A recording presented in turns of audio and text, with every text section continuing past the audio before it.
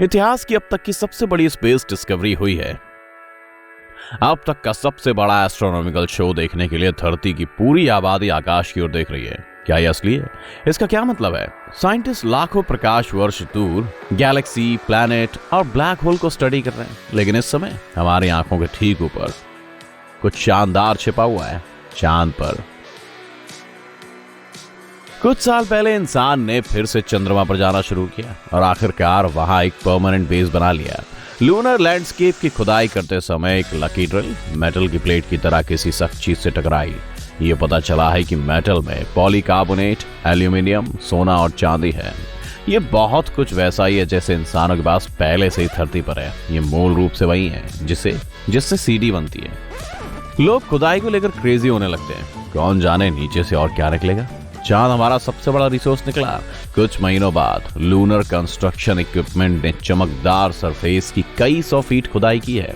पहले तो इसे गोपनीय रखा गया, लेकिन 1 साल बाद इसे छुपाना मुश्किल हो गया। खुदाई करने वाली टीम ने 10 फुटबॉल मैदान के आकार का एक विशाल रेक्टेंगल चमकता टुकड़ा खोदा, और वो प्लेट अकेली नहीं है, सचमुच उसके जैसी लाखों हैं। थोड़ा और रिसर्च करने के बाद साइंटिस्ट ने पाया कि पूरा सरफेस इस अजीब मटेरियल से ढका हुआ है। लोग हर रात तारों भरे आकाश में अनूठे चांद को देखते हैं, और पहले की तुलना में थोड़ा तेज चमकता है। चीजें अजीब होने वाली हैं। यह देखने के लिए आपको केवल साधारण दूरबीन की जरूरत है। खुदाई का काम अभी पूरा नहीं हुआ है, लेकिन वैज्ञानिकों ने नतीजा निकाला है कि चंद्रमा एक बहुत बड़ी डिस्को बॉल जैसी है। इसे किसने बनाया, किस लिए? वैसे हम इंसानों के लिए इसका क्या मतलब है? किसी के पास कोई जवाब नहीं है। जल्द ही इंसान चंद्रमा के आधे से अधिक हिस्से को खोद लेते हैं। कुछ जगहों पर प्लेटें काफी गहरी हैं और वे पहाड़ों के नीचे फंसी हुई हैं। दूसरी जगहों पर डिस्को बॉल की प्लेट्स उसकी सरफेस के नीचे हैं। किसी तरह इस क्रेजी डिस्कवरी के बाद चंद्रमा की प्रॉपर्टीज किसी भी तरह से नहीं बदली है, सिवाय इसके कि यह ज्यादा ब्राइट हो गया है। गहरी खुदाई करने, प्लेटों में छेद करने की कोशिशों से निराशा हाथ लगी है। पॉलीकार्बोनेट और मेटल अलॉय की लेयर बहुत ज्यादा मोटी है और बहुत मोटी है, और ऐसा लगता है कि चंद्रमा के कोर में गहराई तक जाती है। कुछ साइंटिस्ट का सुझाव है कि अगर चंद्रमा का सरफेस किसी सीडी की तरह दिखता है, तो इसका मतलब ये हो सकता है कि उस पर कुछ जानकारी रिकॉर्ड हुई है जो आने वाले समय में इतिहास की दिशा को बदल देगा। वो ये देखने के लिए एक लेजर रीडर बनाने का फैसला करते हैं कि क्या चंद्रमा असल में एक बहुत बड़ी सीडी है। इस बीच ड्रिलिंग जारी है। चंद्रमा की डार्क साइड पर, जो हमेशा अंधेरे में नहीं रहती, लोगों को एक छोटा क्रेटर मिलता है। हैरानी की बात है कि अंदर कोई ब्राइट मटेरियल नहीं है। ये पूरी तरह से गोल छेद एक सूखी हुई झील जैसा दिखता है। पहले तो हर कोई मानता है कि वहां एक प्लेट थी, वो किसी तरह उड़ गई होगी, लेकिन फिर वो गड्ढा इतना गोल क्यों था? थोड़ी और छानबीन के बाद खुदाई करने वालों को कुछ ऐसा मिलता है जो प्लास्टिक जैसा दिखता है। आखिर यह सब क्या है? फिर अचानक से खुदाई बंद हो जाती है। बड़ा सा एक अनूठे टिकाऊ प्लास्टिक की एक मोटी अलॉय की लेयर से टकराता है। क्रेटर के अंदर पूरी तरह से गोल प्लास्टिक की डिस्क छिपी है, जो पूरे चंद्रमा पर इकलौती है। ये साफ हो जाता है कि बड़ी सी डिस्को बॉल किसी ने कुछ अरबों साल पहले बनाई थी। यह तब से कॉस्मिक डस्ट से ढका हुआ है।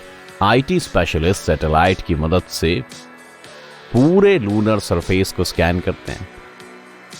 उन्हें कुछ मिल जाता है। ऐसा लगता है कि डिस्क के नीचे एक कॉम्प्लेक्स इलेक्ट्रॉनिक सिस्टम छिपा हुआ है। अगर आप चंद्रमा को अच्छी तरह से देखते हैं तो क्रेटर एक बटन की तरह बहुत ही अजीब दिखने लगता है।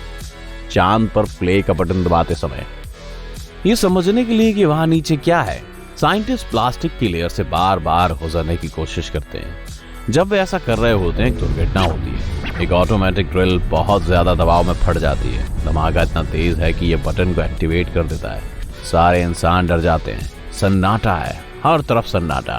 फिर चंद्रमा अपने एक्सिस पर काफी धीमी गति से घूमने लगता है। फिर घंटे दर घंटे यह तेजी से और तेजी से घूमने लगता है। हर किसी को चांद से निकलने की ओर मची है। जल्द ही ये इतनी तेजी से घूम रहा होगा कि उड़ान भरना सुरक्षित नहीं होगा।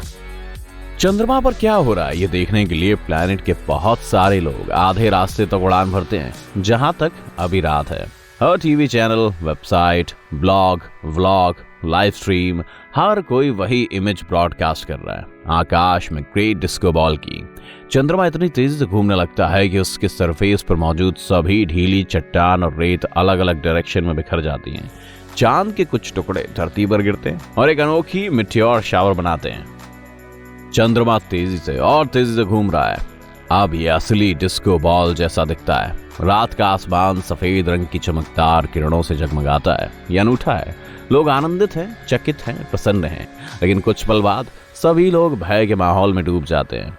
एस्ट्रोनॉमर्स की रिपोर्ट देते हैं कि चंद्रमा पृथ्वी के करीब आ रहा है। जब ये बहुत करीब हो जाएगा तो पृथ्वी की ग्रेविटी से खत्म कर देगी और ये बड़ी सी क्रस्ट डिस्को बॉल हमारे प्लैनेट में घुस जाएगी।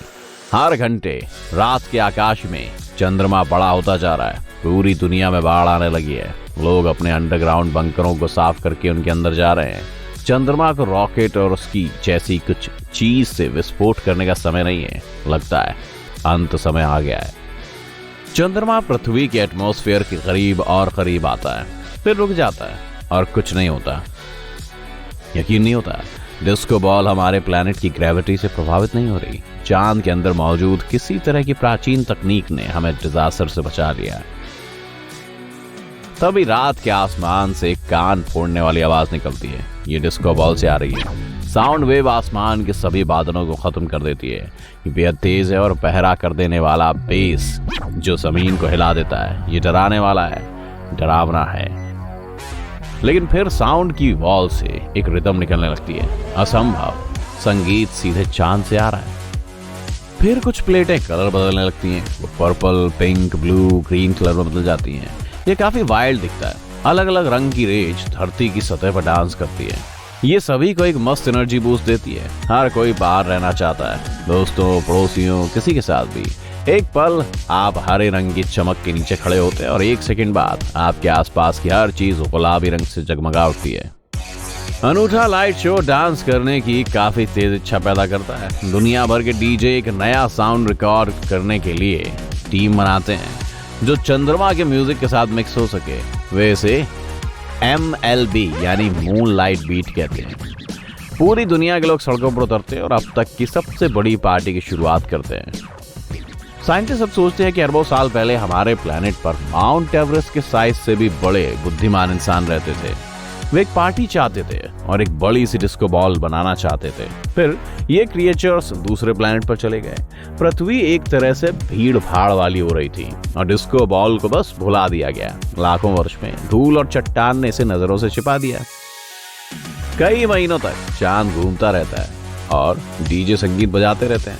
लोग इससे थोड़ा थकने लगते हैं। उन्हें थोड़ा सा सन्नाटा और एक शांत तारों वाला आकाश चाहिए, ना कि चमकदार मून डिस्को बॉल। मानवता सामूहिक अनिद्रा और चक्कर आने का अनुभव करने लगती है। सभी फ्लाइट्स रोक दी गई हैं क्योंकि ब्राइट कलर की चमक पायलटों के लिए ठीक से देखना मुश्किल बना देती है। दुर्भाग्य से कोई नहीं जानता कि इस चीज को कैसे बंद किया जाए और इसका अध्ययन करना असंभव है क्योंकि चंद्रमा बहुत तेजी से घूम रहा है। समस्या अपने आप हल हो जाती है। बॉल रुक जाती है, अपने ऑर्बिट में लौट जाती है। ये संभव है कि इसकी बैटरी खत्म हो गई है। लोग इसे फिर से सक्रिय करने की जल्दी में नहीं है, लेकिन उनकी आने वाली पीढ़ियां अगर बड़ी पार्टी आयोजित करना चाहती हैं तो उनके लिए खास निर्देश भी छोड़ देते हैं।